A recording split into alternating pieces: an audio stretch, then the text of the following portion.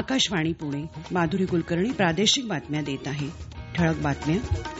पंतप्रधान नरेंद्र मोदी यांच्या हस्ते पीएम किसान योजनेच्या 19व्या हप्त्याचं वितरण. राज्यातील शेतकऱ्यांना आता दरवर्षी 15,000 रुपयांचा सन्मान निधी मिळणार, मुख्यमंत्र्यांची घोषणा. महाराष्ट्र लवकरच भारताच्या एआय आणि तंत्रज्ञान क्रांतीचं नेतृत्व करेल, मुख्यमंत्र्यांचा विश्वास. शेतकऱ्यांना केंद्रबिंदू मानून राज्यातल्या बाजार समित्या सक्षम करण्याचं पणन मंत्र्यांचं आश्वासन. आणि आंबेडकरी चळवळीतले ज्येष्ठ गीतकार लोकशाहीर प्रभाकर पोखरीकर यांचं निधन.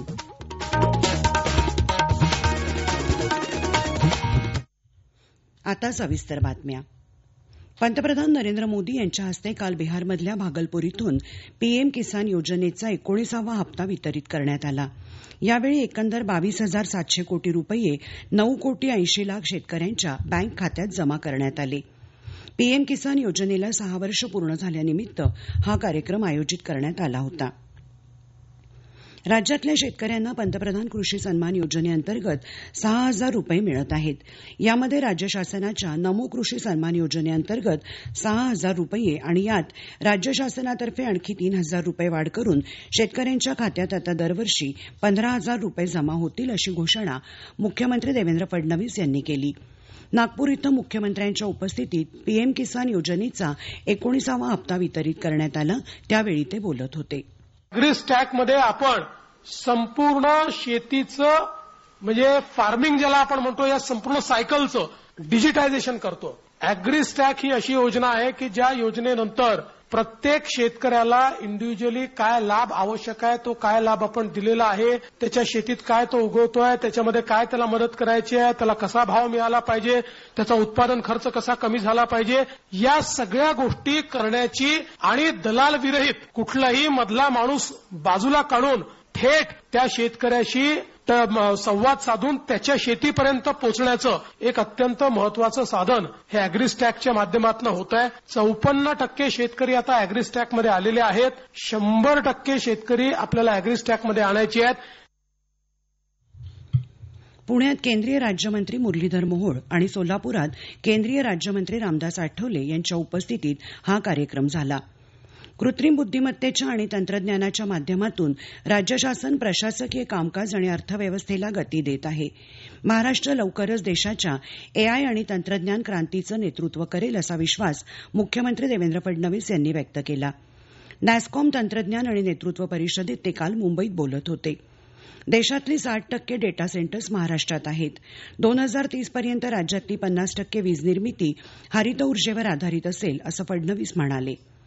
शेतीमध्ये तंत्रज्ञानाच्या मदतीनं शेतकऱ्यांचं उत्पन्न दुप्पट करण्याचा प्रयत्न सुरू आहे. राज्यात मुंबई, पुणे, नागपूर, छत्रपती संभाजीनगर, नाशिक इथं जीसीसी पार्क विकसित करणार असून उद्योग आणि तंत्रज्ञान क्षेत्रातील तज्ज्ञांनी यासाठी आपल्या कल्पना आणि योगदान द्यावं, असं आवाहन मुख्यमंत्र्यांनी यावेळी केलं. तंत्रज्ञानात होणाऱ्या प्रगतीमुळे मुक्त शिक्षणाचा मार्ग मोठ्या प्रमाणात विस्तारत आहे. जगभरातील मुक्त शिक्षण प्रणालीशी समन्वय साधल्यास यशवंतराव चव्हाण महाराष्ट्र मुक्त विद्यापीठाच्या शिक्षणाची गती निश्चितच वाढेल, असा विश्वास राज्यपाल CP राधाकृष्णन यांनी व्यक्त केला. या विद्यापीठाच्या 30व्या पदवीप्रदान सोहळ्यात ते काल नाशिक इथं बोलत होते. 2036 पर्यंत उच्च शिक्षणात 50% नोंदणी साध्य करण्याचं स्वप्न मुक्त आणि दूरस्थ शिक्षण क्षमतेचा वापर करूनच साकारता येईल, असं राज्यपाल म्हणाले.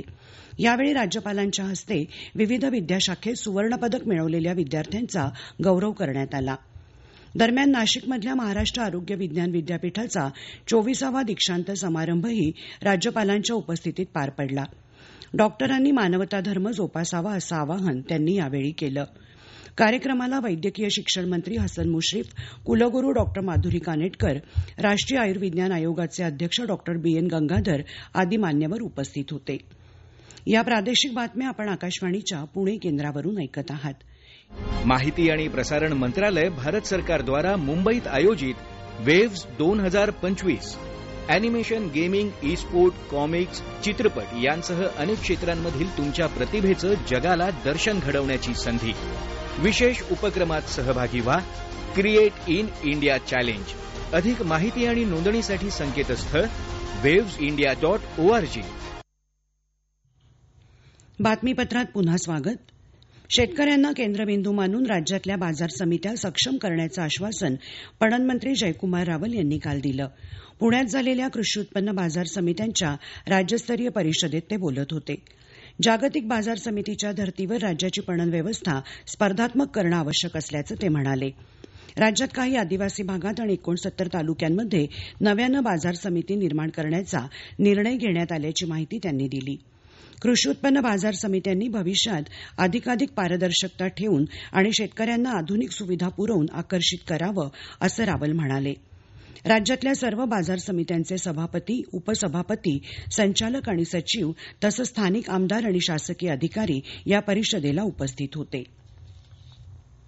शालेय विद्यार्थ्यांची वाहतूक करणाऱ्या खासगी बससाठी येत्या शैक्षणिक वर्षापासून नियमावली निश्चित करण्यात येणार असल्याची घोषणा राज्याचे परिवहन मंत्री प्रताप सरनाईक यांनी केली आहे. परिवहन विभागाच्या बैठकीदरम्यान त्यांनी ही माहिती दिली. ही नियमावली निश्चित करण्यासाठी निवृत्त परिवहन अधिकारी जितेंद्र पाटील यांच्या अध्यक्षतेखाली एक सदस्य समिती नेमण्यात आली आहे. पुढच्या 1 महिन्यात या संदर्भातला अहवाल सादर करण्याच्या सूचना या समितीला देण्यात आल्याचं सरनाईक यांनी सांगितलं. पुणे शहरात एकात्मिक वाहतूक व्यवस्थापन यंत्रणा राबवण्यात येणार असल्याची माहिती पोलीस आयुक्त अमितेश कुमार यांनी काल दिली. पुणे श्रमिक पत्रकार संघाच्या वतीनं आयोजित वार्तालाप कार्यक्रमात ते बोलत होते. या यंत्रणेबाबत अधिक माहिती देताना ते म्हणाले, ही निर्णय झालेली आहे की होम डिपार्टमेंट म्हणजे पुणे शहर पोलीस दल ते इंटेलिजंट ट्रॅफिक मॅनेजमेंट सिस्टम हे प्रोजेक्ट रन करणार आहे आणि सिग्नल सिस्टम जे अंदाजन 500 सिग्नल्स आम्ही शहरात आयडेंटिफाई केलेली आहे ते 500 सिग्नल्स आपसात बोलून त्यांचे सिग्नलचे टायमिंग ते डिसाईड करते. म्हणजे मॅन्युअल इंटरव्हेन्शन शिवाय ते हिस्टॉरिकल ट्रॅफिक डेटा त्या शहराचे त्या परिसरात आणि त्या वेळीचे ट्रॅफिकचे सिच्युएशन हे सगळी गोष्टी स्टडी करून अल्गोरिदम आपोआप सिग्नलची टायमिंग डिसाईड करते आणि त्यामध्ये आर्टिफिशियल इंटेलिजन्सचे पण समावेश होईल. 1 ते 1.25 वर्षात ते लाईव्ह होऊ शकते. अशी जर झाली तर ओव्हरऑल ॲव्हरेज ट्रॅव्हल स्पीड जे आज शहरात अंदाजन 20 किलोमीटर पर आवरची आहे ते वाढवून अंदाजन 28 ते 30 किलोमीटर पर आवर पर्यंत नक्कीच जाऊ शकतील. कृषी मंत्री माणिकराव कोकाटे यांना झालेल्या शिक्षेला नाशिक जिल्हा न्यायालयानं स्थगिती दिली आहे. सरकारी वकील आज युक्तिवाद करणार आहेत. त्यानंतर पुढील निर्णय होणार असल्याचं कोकाटे यांचे वकील अविनाश भेडे यांनी सांगितलं. ग्रंथप्रेमींना एकाच ठिकाणी विविध ग्रंथ प्राप्त व्हावेत, प्रकाशक आणि ग्रंथ विक्रेत्यांना ग्रंथ विक्रीसाठी एकाच ठिकाणी आवश्यक ती सुविधा उपलब्ध व्हावी या उद्देशानं सांगलीत ग्रंथोत्सव आयोजित करण्यात आला आहे. जिल्हा ग्रंथालय अधिकारी कार्यालयानं आयोजित केलेल्या या 2 दिवसांच्या ग्रंथोत्सवाचं उद्घाटन उच्च आणि तंत्रशिक्षण मंत्री चंद्रकांत पाटील यांच्या हस्ते काल झालं.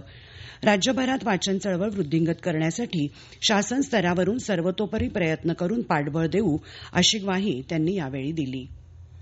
सोलापूर जिल्ह्यात ऊसाअभावी यंदाचा गळीत हंगाम लवकरच आटोपता घ्यावा लागला आहे. साखर कारखाने पूर्ण क्षमतेनं चालवण्यासाठी ऊस उपलब्ध होत नसल्यानं जिल्ह्यातल्या 33 पैकी 29 साखर कारखान्यांना गाळप वेळेपूर्वीच थांबवावं लागलं. आंबेडकरी चळवळीतले ज्येष्ठ गीतकार लोकशाहीर प्रभाकर पोखरीकर यांचं काल अल्प आजारानं निधन झालं. ते 60 वर्षांचे होते. ठाण्यात कळवा इथल्या रुग्णालयात त्यांनी अखेरचा श्वास घेतला. प्रभाकर पोखरीकर मूळचे पुणे जिल्ह्यातल्या आंबेगाव तालुक्यातील पोखरी गावचे होते. जीवाला जीवाचं दान हा त्यांचा अल्बम तसंच छाती ठोकून सांगू जगाला हे त्यांचं गाणं विशेष गाजलं. पोखरीकर यांच्या निधनानं आंबेडकरी चळवळीची कधीही भरून न निघणारी हानी झाली आहे अशा शब्दात केंद्रीय राज्यमंत्री रामदास आठवले यांनी दुःख व्यक्त केलं आहे. हवामान येत्या 24 तासात कोकणात तुरळक ठिकाणी हवामान उष्ण आणि दमट असेल तर उर्वरित राज्यात ते कोरडं राहील असा हवामान विभागाचा अंदाज आहे. शेवटी पुन्हा ठळक बातम्या. पंतप्रधान नरेंद्र मोदी यांच्या हस्ते पीएम किसान योजनेच्या 19व्या हप्त्याचं वितरण. राज्यातील शेतकऱ्यांना आता दरवर्षी 15,000 रुपयांचा सन्मान निधी मिळणार, मुख्यमंत्र्यांची घोषणा. महाराष्ट्र लवकरच भारताच्या AI आणि तंत्रज्ञान क्रांतीचं नेतृत्व करेल, मुख्यमंत्र्यांचा विश्वास. शेतकऱ्यांना केंद्रबिंदू मानून राज्यातल्या बाजार समित्या सक्षम करण्याचं पणन मंत्र्यांचं आश्वासन. आणि आंबेडकरी चळवळीतले ज्येष्ठ गीतकार लोकशाहीर प्रभाकर पोखरीकर यांचं निधन. आकाशवाणी पुणे केंद्रावरचं प्रादेशिक बातमीपत्र संपलं. नमस्कार.